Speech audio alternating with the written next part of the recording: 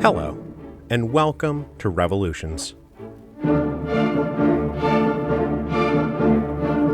Episode 10.56, Great War, Great Retreat.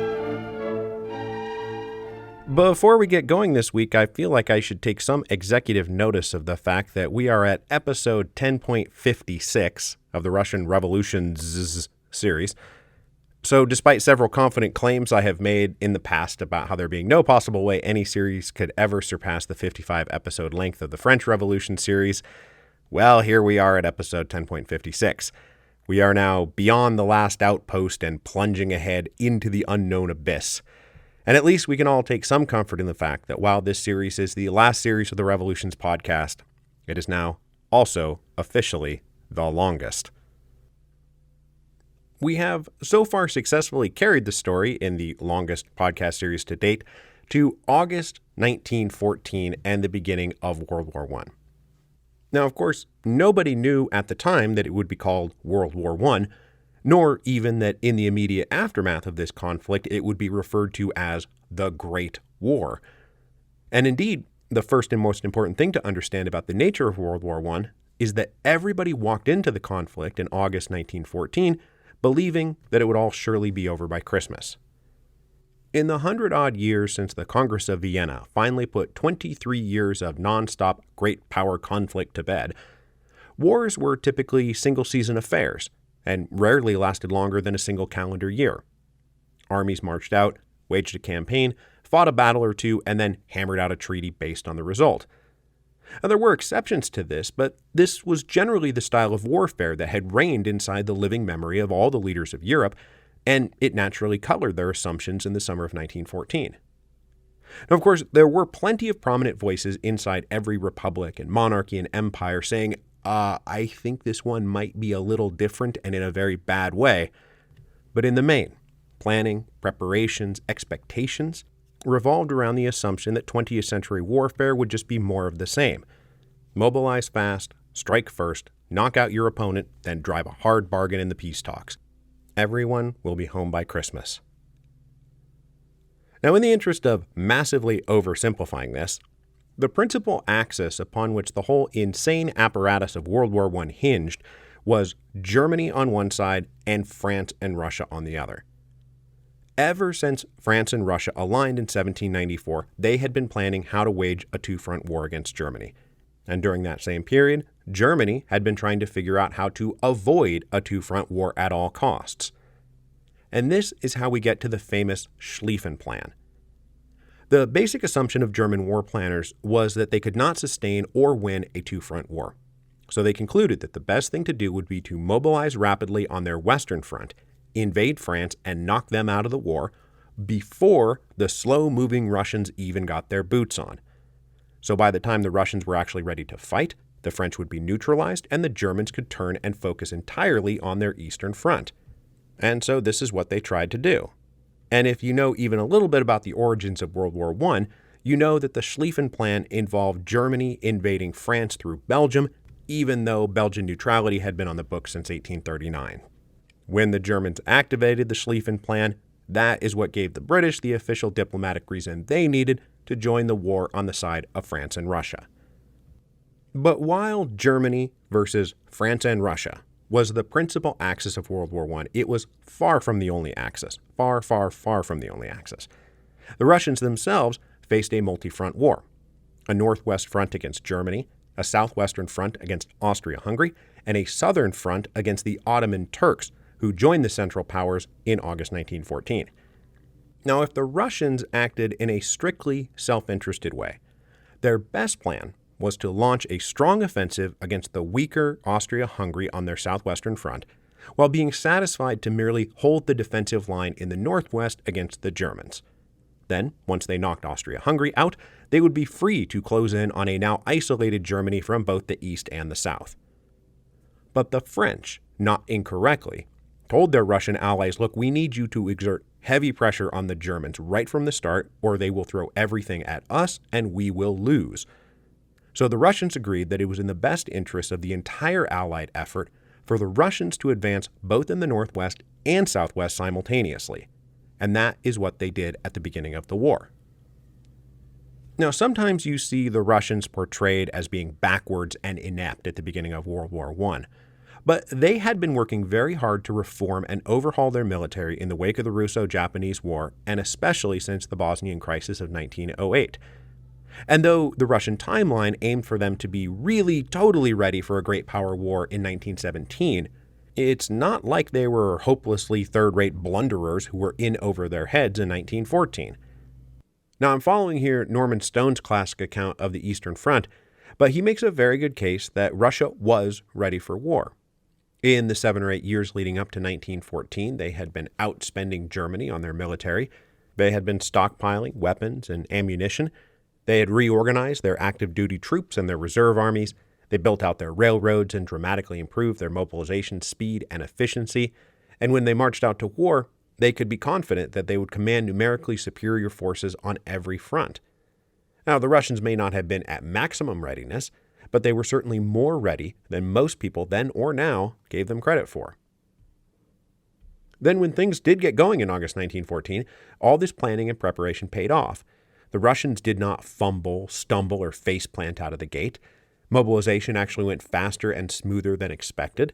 They got all their men called up and moving to their assigned armies. They successfully gathered and transported the weapons and ammunition and cavalry horses and food and supplies and everything else that they were going to need to fight a war, and all of it according to plan. There was a checklist, and there were timetables, and they were hitting their marks. They certainly moved with much more competent swiftness than the Central Powers expected, and it was about to throw the Germans completely off balance and nearly knock Austria-Hungary out of the war. So I'm not going to do a play-by-play of the opening campaigns of World War I here. They are incredibly complicated. And if you want that, there's a very nice podcast out there. It's finished now, but you can still get it, called The Great War. It will walk you through all of this in detail. But for the Russians, the first phase of World War I was defined by victories against Austria-Hungary in the southwest and defeats to Germany in the northwest. Down south, they invaded a region of the Austro-Hungarian Empire called Galicia, which is kind of western Ukrainish, southern Polandish.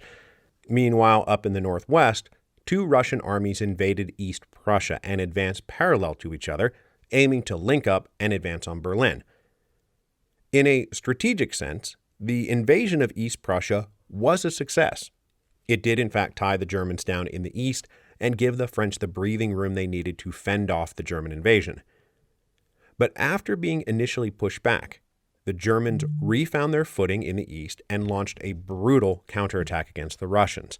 They isolated, surrounded, and destroyed the Russian Second Army at the Tannenberg Forest, and then they drove the Russian First Army back a few weeks later in the First Battle of the Masurian Lakes. So by September, the Russian line looked a lot like a yin-yang symbol, pulled back in the north and bulging out in the south. But the story of the opening round of World War I, for all sides, was not so much this or that battlefield victory or defeat, but the appalling costs to victors and vanquished alike. The casualty numbers of World War I are stomach-churning, and this is when the true nature of the war reveals itself, where 19th century mentalities were meeting 20th century industrial technology. All the combatants had the technological ability to efficiently mobilize millions of men, and the technological ability, like artillery and machine guns, to efficiently mow those millions of men down. So, for the Russians, the Battle of the Tannenberg Forest, which lasted for just a couple of days, cost them 78,000 killed or wounded, and another 92,000 captured. Only 10,000 troops from the Russian Second Army managed to escape this. At the First Battle of the Masurian Lakes in September, it was 70,000 killed or wounded, with 30 or 40,000 taken prisoner. The successful Russian invasion of Galicia cost them 250,000 killed, wounded, and missing in action. These are almost unfathomably large numbers. And again, we are talking about just the opening weeks of the war, and just for one of the belligerents. When the French attacked the Germans at the Marne in this same September of 1914, it led to 500,000 battlefield casualties and losses on both sides over just a few days. These shocking casualty rates were typically the result of either infantry and cavalry charges heading into defensive lines protected by heavy machine guns, or people being blasted to smithereens thanks to the increased range and accuracy of modern artillery. It led everyone to rethink their tactics. Mostly, eventually. But at least for starters, the idea that they could continue to wage a campaign of speed and nobility gave way to the tactical superiority of fortified defenses. So trenches were dug to absorb the impact of artillery, lines were solidified and became calcified.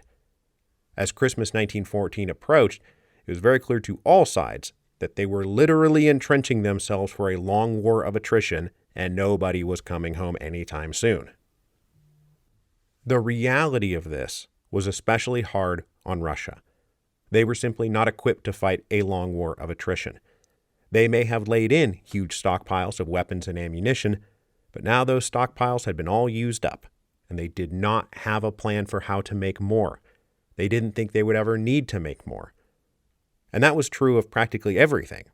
Shells and ammunition and rifles and boots and coats. They couldn't produce or deliver the food they needed. In late 1914, the Russian army in the southwest had advanced up into the Carpathian Mountains, and they were plenty ready to descend down onto the Hungarian plain. But they had to stop short for a variety of logistical reasons, not the least that they were up in the mountains in the middle of winter, and they did not have boots or coats or ammunition. This is when the heavy load, the heavy burden of abject leadership failures starts to sink Russia. Despite successfully executing their pre-war plans, they did not adapt once the war itself blew up all the assumptions that those pre-war plans were based on. Senior officers continued to be obsessively focused with cavalry operations, which required using the railroads to transport tons of horses and the necessary food to feed those horses, which used up critical railcar space that could have been used for more important things, like practically anything, because cavalry charges were now just suicide missions by another name. They also continued to obsess about defending a string of defensive fortresses on their western frontier. These fortresses continued to be manned by huge garrisons who were then not out on the front lines trying to win the war, and they were jam-packed with artillery, ammunition, and supplies that could have been used at the front, but the Russian senior officers wanted to use them to defend these fortresses.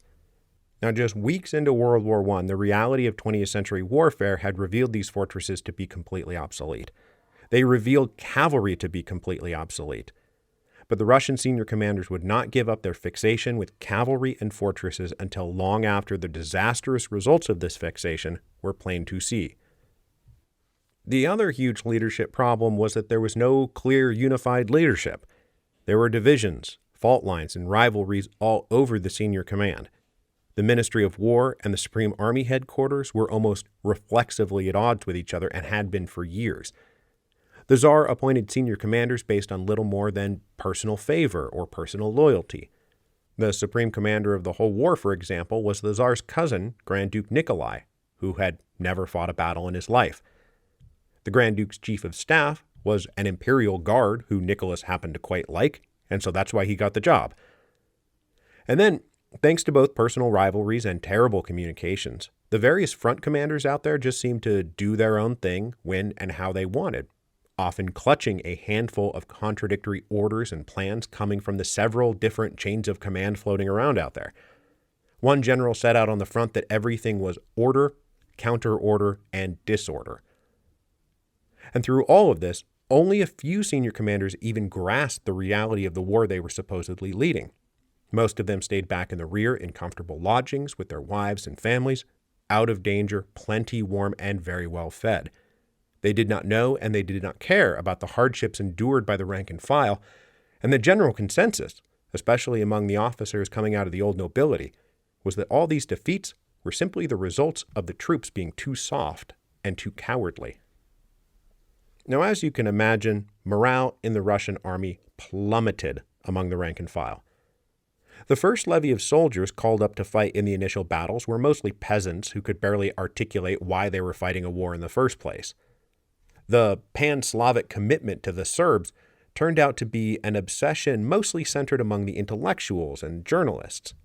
The vast majority of Russians did not know who the Serbs were, let alone why they had to risk their lives on behalf of the Serbs. Then they would get sent off to get killed or maimed in these great industrial slaughterhouses that we fancifully call battlefields. And then, when only a handful of them managed to actually make it back safely, they would be dressed down by their officers for being cowards. The trauma of the early battles was insane. Mass death and dismemberment doled out by the enemy, utter disdain and cruel indifference doled out by their own officers. All of the casualties and losses in August and September 1914 necessitated calling up additional reserves that had never really been factored into the war planning and whose training had been eliminated as a cost-cutting measure. These troops entered the war completely unprepared and now bearing the brunt of the massive supply shortages. They found themselves hungry, freezing, and unarmed, and feeling abandoned, abused, and tortured by their leaders. Over the winter of 1914-1915, morale was horrible. Desertion skyrocketed. And all the while, the senior officers responded by imposing strict discipline and corporal punishment, literally embracing the old joke line about how beatings will continue until morale improves.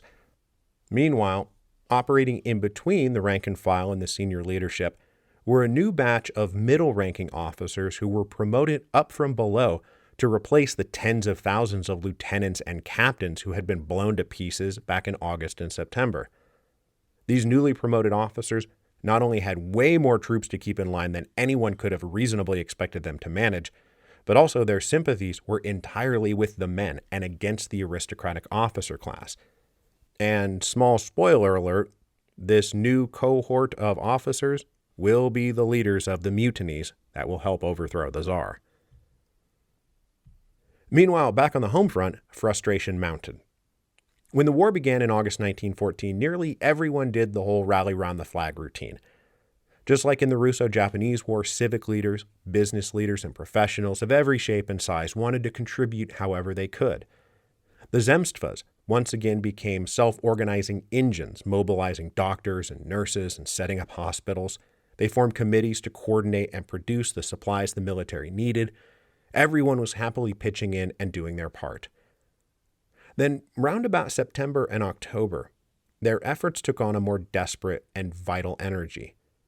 It became clear the official state apparatus did not have a plan for how to meet the ongoing needs of either the soldiers or the civilian population. Meeting those needs was going to come down to voluntary, private, and unofficial efforts. The Zemstvas became clearinghouses for nearly all wartime logistical operations, and they once again unified at the national level into a new Zemstva Union, chaired by the old liberal noble, Prince Lvov. These people worked around the clock with a patriotic and tireless zeal to do the work the government did not seem capable of doing or interested in doing. They would soon be begging the government to recognize them in some kind of official capacity, for the Tsar to toss out his incompetent government and rely on them instead. These people were not unpatriotic or disloyal. Far from it. They were in fact super patriotic and driven by a sense of national civic spirit. But instead of embracing them, Nicholas kept them at arm's length. The fear that was shared by Nicholas and Alexandra and their inner circle of advisors, including Rasputin, was that the Zemstva men were trying to use the war to revive constitutional government and bind the Tsar to their vision of a liberal Russia, where they ruled and the Tsar merely reigned. By focusing on the threat he felt these people posed to him and Nicholas's fears of making liberal concessions, the Tsar did not co-opt them into his government, which turned potentially valuable allies into some of his harshest and most powerful critics, especially as it became obvious that they were doing far more to win the war than he was.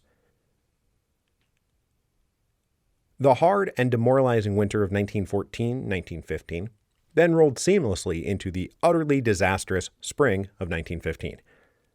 The German High Command concluded that their Western Front against the French and British was an unbreakable stalemate, and that a major offensive campaign in the East was probably their only clear path to victory. In May 1915, they began a massive offensive which caught the Russians off guard. The Russians were undersupplied, under-equipped, and totally unprepared for this. There was practically not any real fighting to speak of here, because the Russians were basically out of ammunition. And for example, of the 220,000 troops in the Russian Third Army, only about 40,000 remained intact 10 days later. And there are stories from these battles about how the second wave of troops that would be sent out into a battle would be sent out unarmed. They were simply instructed to pick up the rifle of somebody else who had died already. This is insane. This is horrifying stuff. The Russian army was driven back with heavy casualties. In response to this potentially fatal breakthrough, the Russian High Command ordered a general retreat. They told all their forces to fall back, and they would collectively attempt to redraw a line and make a new stand. They hoped and prayed that maybe they would be able to recreate the great patriotic effort of 1812, where a scorched earth retreat and the steadfast resolve of the men and the officers had eventually defeated Napoleon. But there was no real plan to make another 1812 happen. It was just kind of a hope they had. The general retreat, which history has now dubbed the Great Retreat, was all confusion and panic and disorder. There was mass looting and desertion and destruction. Buildings, depots, bridges, and crops were destroyed haphazardly and in seemingly random, uncoordinated, and pointless ways. Hundreds of thousands of civilian refugees were set in motion with no provisions made to help or handle them, which would turn into another task for the leaders of the Zemstva. As they all retreated, they had to abandon that string of fortresses the senior officers had deemed so important just a couple of months earlier. All of them were packed full of vital supplies and guns and ammunition that had to be abandoned or destroyed. The human cost of the Great Retreat was enormous. In military terms alone, it cost the Russians something like 2 million men, 500,000 dead, another 500,000 wounded, and a cool million surrendering at various points between May and August 1915. Desertions, of course, skyrocketed as men retreated and then just disappeared.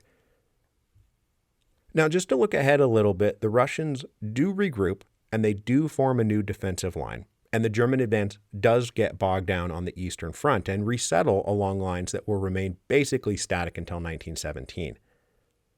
But it was in the midst of the Great Retreat that everyone started looking at the Tsar, his ministers, his lackeys, his cronies, and thinking, my God, these guys are screwing this all up. Now, the thing that was really driving people nuts was that it didn't have to be this way. One of the big things causing the critical shortage of shells, for example, was not that Russian industry did not have the capacity to produce the shells, but that contracts were going exclusively to friends and cronies of the Romanovs or government ministers.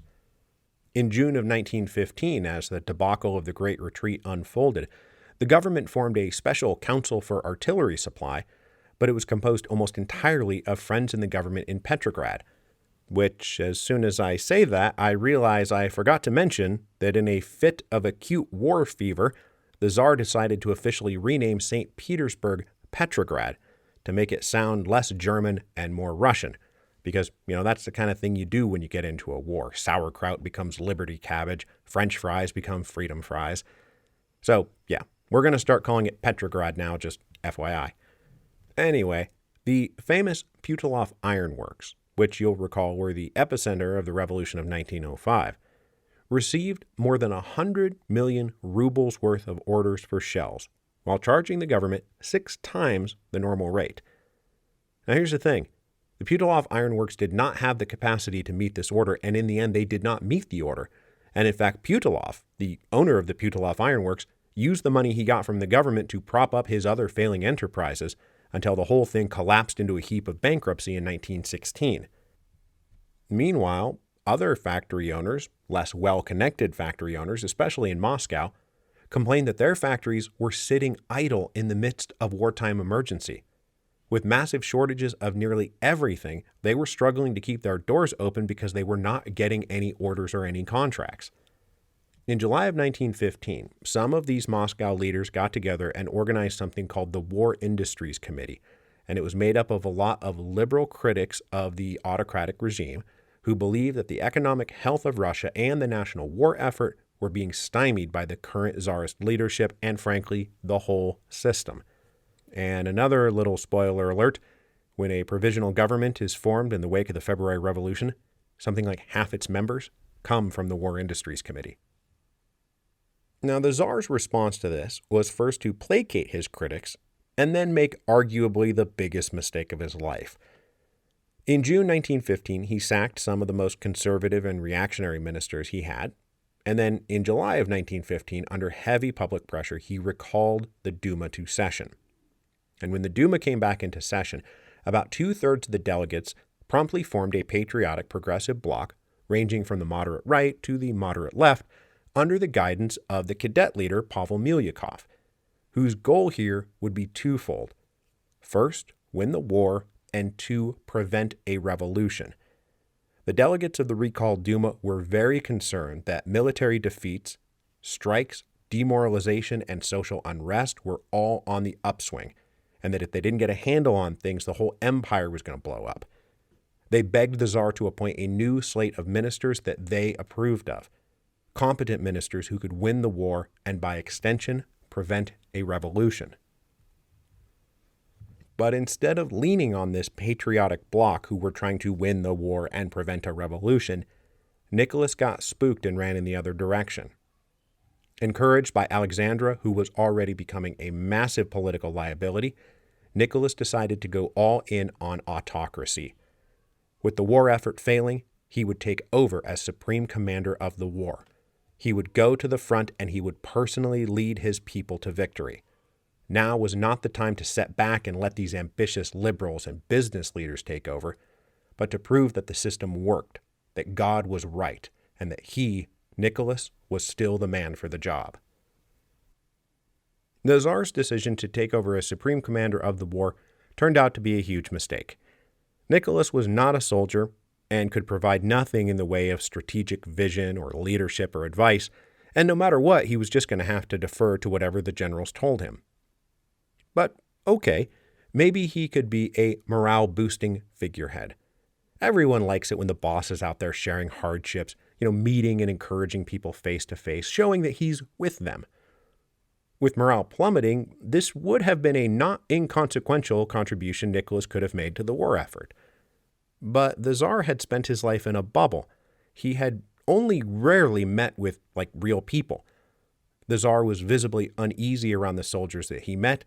He was a weak and nervous public speaker, and he certainly never even pretended to share their hardships. But that was only half the problem with Nicholas becoming supreme commander. The other half, which we will talk a lot more about next week, was that when Nicholas went to the front, Alexandra was left alone in Petrograd, and she became the de facto political leader of Russia on the home front. Now in deeper than ever with Rasputin, Alexandra would turn out to be a terrible leader who made terrible decisions. Now out in the streets, whispers were that her Germanness made her sympathetic to Germany and possibly even treasonous. But I don't think that bit is fair. I don't think she was actively trying to help Germany win the war. It's just that when she started making personnel decisions, naming and removing government ministers, with Nicholas's blessing, of course, her sole criteria was how loyal they were to her family. Her response to the War Industries Committee in Moscow was to gripe that they were trying to take over the empire, and she wrote to Nicholas saying things like, I just wish we could hang these people. Alexandra is going to turn out to be a disaster for Russia and a disaster for her family. There's just no way to sugarcoat that. Next week, we will talk all about this as the conflicts and tensions both at home on the war front grow and grow. Now, Russia was not knocked out of the war by the Great Retreat. They did regroup, they did hold the line, and in 1916 would launch a massive and successful counterattack of their own. The truth that was now dawning across Russia was that Russian society, the Russian economy, the Russian military were capable of winning the war. It's just that the biggest obstacle to victory was the Tsar, his wife, and their friend.